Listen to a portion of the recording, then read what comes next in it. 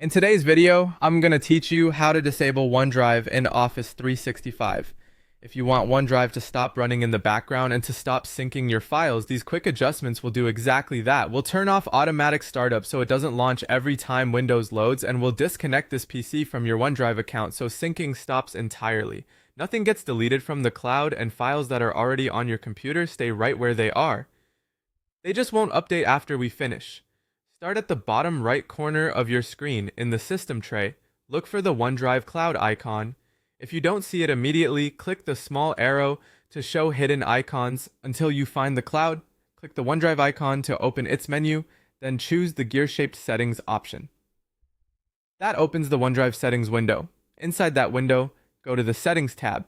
Here, uncheck the box that says Start OneDrive automatically when I sign into Windows.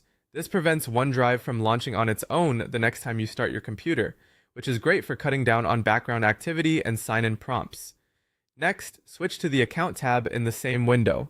Click Unlink this PC. You may be asked to confirm, go ahead and accept.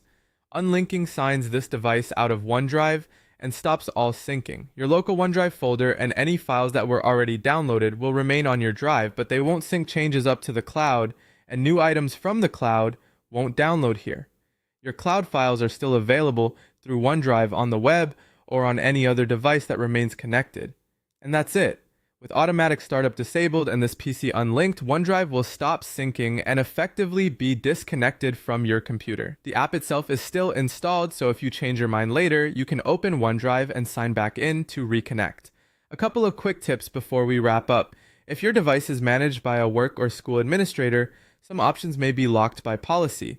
Also, if you rely on OneDrive for important documents, make sure everything you need has finished syncing before you unlink, so you have the latest copies either locally or in the cloud. Thanks for watching.